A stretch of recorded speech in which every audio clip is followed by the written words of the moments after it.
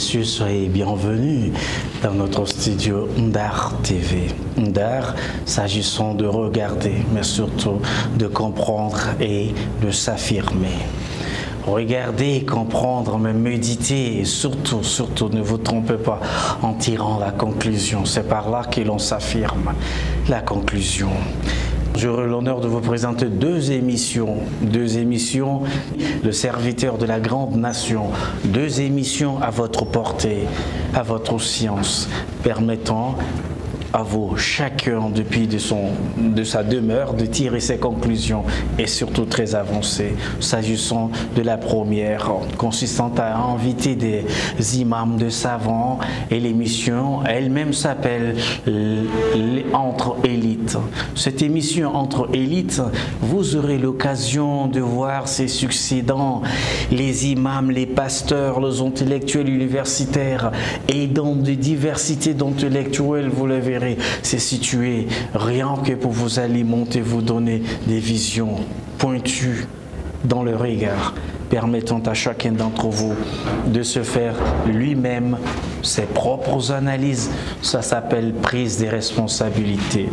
Et ça, c'est la présentation de la première émission que le Moufti va devoir vous donner avec beaucoup d'honneur et humilité surtout.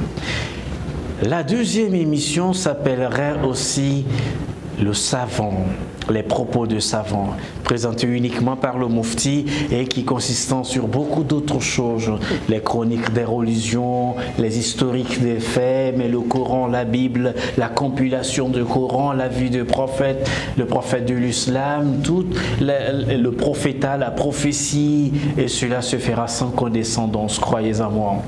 Alors, les composants de l'islam, l'historique du Coran, comment le Coran s'est écrit, est-ce que c'est révélé de manière compacte ou de manière graduelle, ou aussi comment le Coran est parvenu aujourd'hui, après 15 siècles, à rester solide aux yeux de tout le monde et s'affirmer davantage comme l'un des majeurs livres à lire et à éveiller.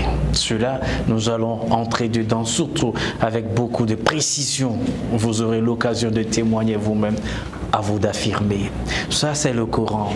Il y a un livre qui précède le Coran, appelant la Bible. Attention, quand on dit la Bible, ça fait 64 livres. Et ces 64 livres-là, c'est ce qu'on appelle en un mot la Bible. Et dedans, commençant de Genèse jusqu'aux Épîtres, cette compilation-là, il y a la Torah qui s'appelle en hébreu Sharia en arabe, donc la loi en français, la Torah. Et il y a l'évangile qui vient des Grecs et qui est repris par le Coran, Injil, qui s'appelle la bonne nouvelle. Cette bonne nouvelle-là qui fut révélée à Jésus, et tous les deux le Coran va venir en tant que le parachèvement pour affirmer ce qui alors était dit dans les deux. Et ça se trouve que quand on dit la Torah, on dit l'évangile, ce n'est pas les deux seulement qui composent la Bible. Il y en a encore des multitudes de livres composant la Bible. Et voilà. Et nous allons un moment encore faire un arrêt majeur pour pouvoir vous apporter les livres qu'on appelle les apocryphes. Vous savez ce que c'est les apocryphes? Les apocryphes sont plus nombreux que les 4 évangiles. C'est-à-dire que lorsque Jésus est venu, il a donné des enseignements et quelques années après, il est parti. Et quand il est parti, attention, il y a un débat sur comment il est parti. Certains disent qu'il est mort, certains disent qu'il est vivant, il va revenir, mais il ne reviendra pas en tant que prophète. Mais attention, il faut se poser la question. Tu es venu en tant que prophète, on t'a fait ce qu'on t'a fait. Et si tu es revenu sans de titre de prophète, cette fois-ci, on imagine. En tout cas, c'est derrière moi qu'on va dire ça. C'est qu'on va lui le faire, mais ce n'est pas ça grave. Le plus important, c'est que les livres apocryphes, les chrétiens doivent se demander aujourd'hui comment se fait-il que la mère de Jésus ne dispose pas un mot dans la Bible, alors qu'elle a vécu 62 ans, et elle est décédée en Grèce, elle est enterrée par Jean, le jeune Jean, et au-delà de tout cela, la mère a mis un enfant au monde, avec aventure avec cet enfant jusqu'à Alexandrie de l'Égypte, tout ce parcours-là mais elle n'ayant point disposé de mots dans la Bible, pourquoi nous n'avons pas de l'évangile selon Marie? Où elle est partie? Alors que Jésus avait 12 disciples, mais pourquoi nous n'avons que 4 disciples? Luc, Marc, Matthieu et Pierre, etc. Et nous n'avons pas de l'évangile de Barnabé, nous n'avons pas beaucoup d'autres disciples. Et dans tout cela, là, il y a une grande dame oubliée de l'histoire, Marie Magdala, que nous appelons Marie-Madeleine. Et nous allons avoir tout cela là à aborder ce sujet-là. Est-ce que Marie-Madeleine, c'est elle la prostituée ou... Mais qui l'a rendue prostituée aux yeux des gens? Est-ce que ce n'est pas Pape Grégoire le Grand au 5e siècle? Mais comment un grand homme va devoir écrire quelque chose et ensuite 13 siècles après on va demander des excuses? Marie Magdala, la grande oubliée de l'histoire. Est-ce que Jésus n'était pas marié? Est-ce qu'il n'avait pas des enfants? Où sont ses enfants? Est-ce que Sarah d'Amarie ne serait pas fille aînée de Jésus?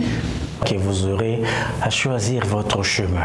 Attention, à Ondar TV, le Moufti, nous ne sommes pas là pour vous dire allez, faisons ceci ou faisons cela ou tirer telle conclusion, mais tout simplement pour faire d'exposer, vous permettant vous-même, comme je viens de dire tantôt, ça s'appelle la responsabilité.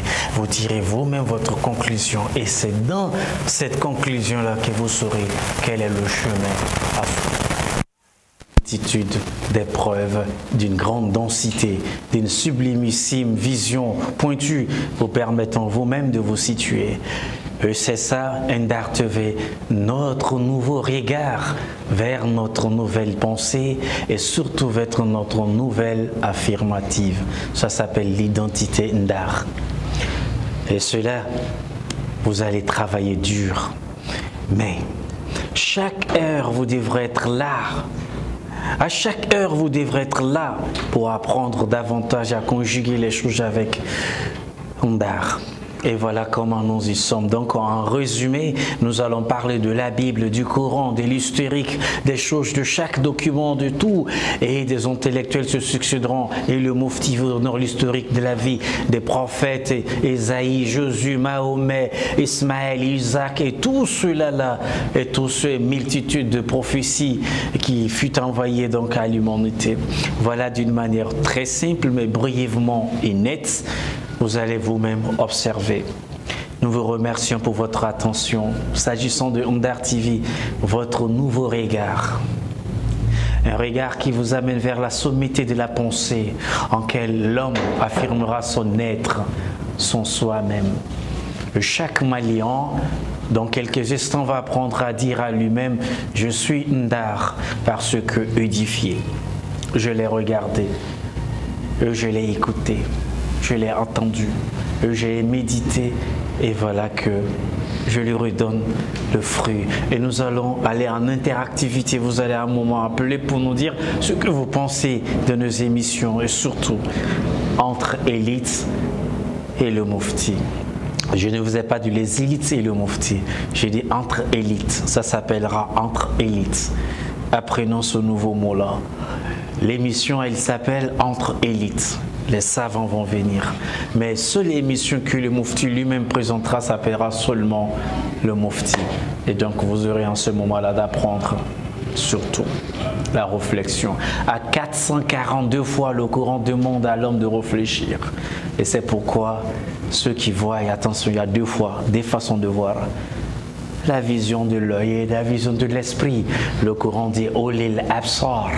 Seuls les gens doués de l'arrière-réflexion voient le Coran et comprennent le Coran et comprennent. Attention, la Bible dit « L'homme naturel ne peut pas recevoir la chose d'esprit. Pour lui, c'était une folie. » Alors, nous sommes le chemin, la vie et la vérité. Quiconque nous suive aura la vie éternelle. Croyez en nous. Donc, merci beaucoup de votre attentivité, votre attention sublime depuis de vos demeures respectives. Nous vous remercions et nous saurons comment être reconnaissants. Confions tous à Allah et notre nation grandit davantage avec nous et que Dieu protège la République. Merci beaucoup.